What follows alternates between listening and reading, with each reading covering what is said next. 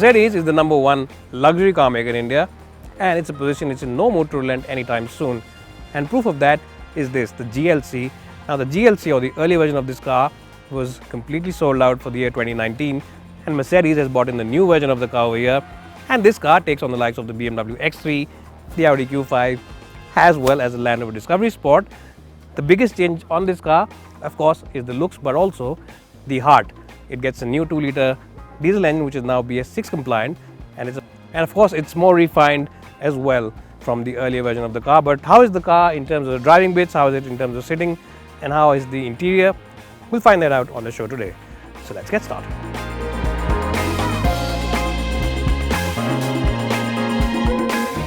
Well, the biggest change on the inside now is this huge touchscreen. It's a 10-inch touchscreen, but that's not the only thing new about it. It also now gets voice activated commands, and it also comes with the MBUX tech, which of course is a host of features which you can activate with your voice. All you need to do is simply say, "Hey Mercedes, how may I help you? Please turn on the reading lamp." I'm switching on the reading light. So that's something that it can do. It can also tell you the temperature outside and a host of other things. And Mercedes says that they're still adding a lot of new tech and features onto it.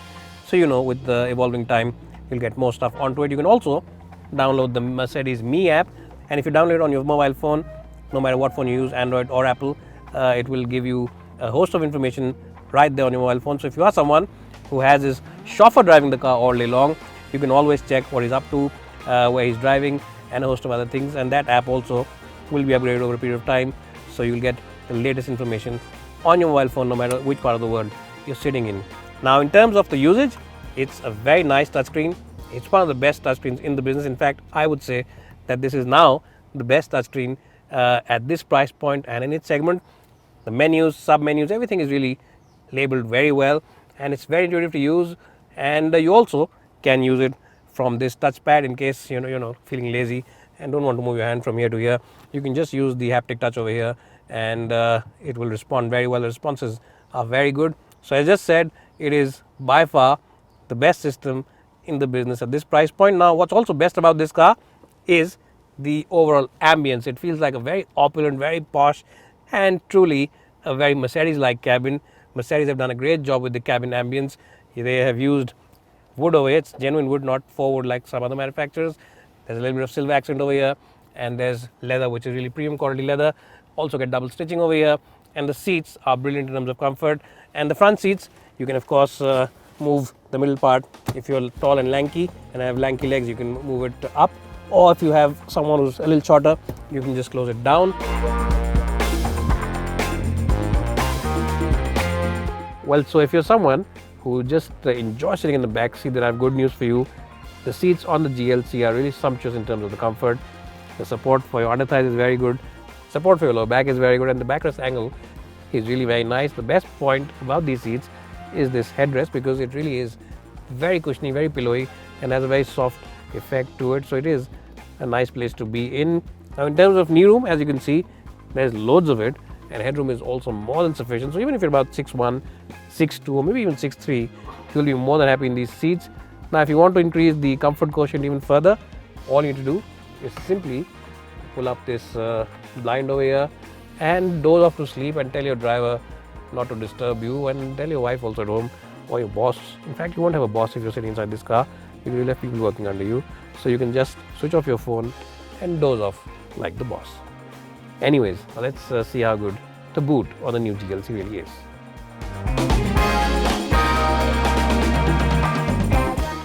Well, so the boot on the new GLC is 550 liters, and as you can see, we really loaded it up with a host of luggage pieces. There's 1, 2, 3, 4 and 5 large pieces. They're not small pieces in the least. So if you have your mother-in-law coming in and you have to pick her up from the airport, then this is a great car for that. 550 liters along with that spacious cabin really makes it a very nice place to be in. I'll give it 9 out of 10. And the best part is that this is a powered tailgate, which means that you don't really have to put in your biceps to do any work.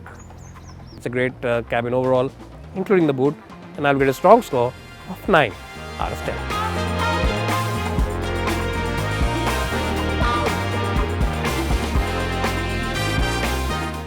This car comes with a new engine. It's a new diesel.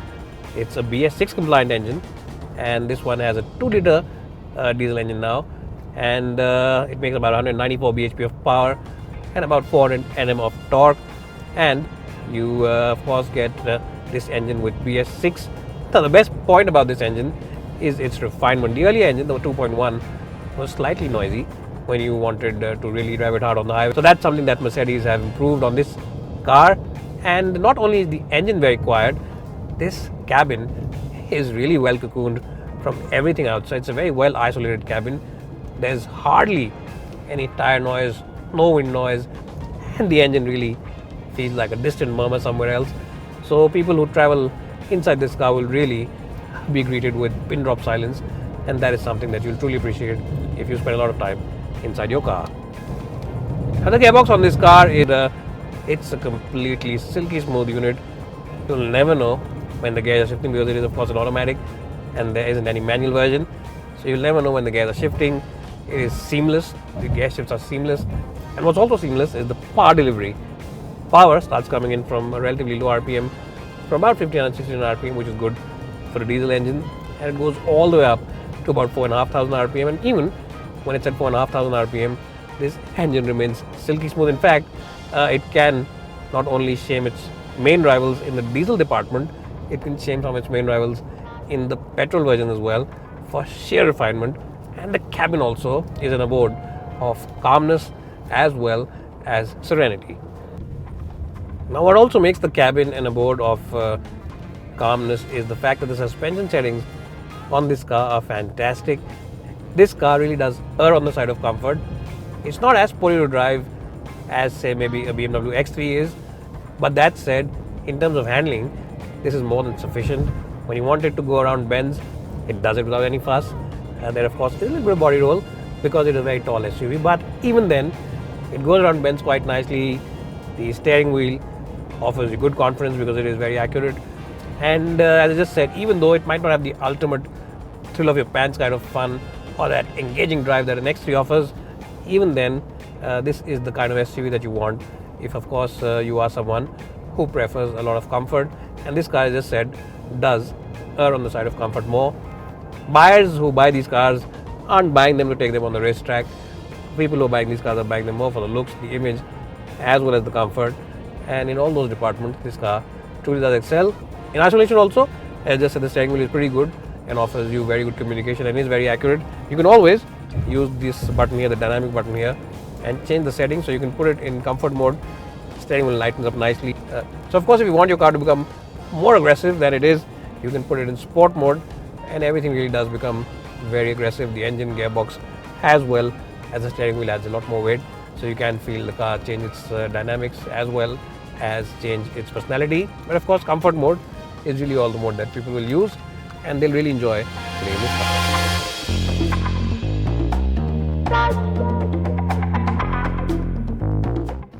Overall, with its opulent cabin, its really exemplary ride, and its super refined diesel engine, this is a great package in this segment and justifies its sticker price.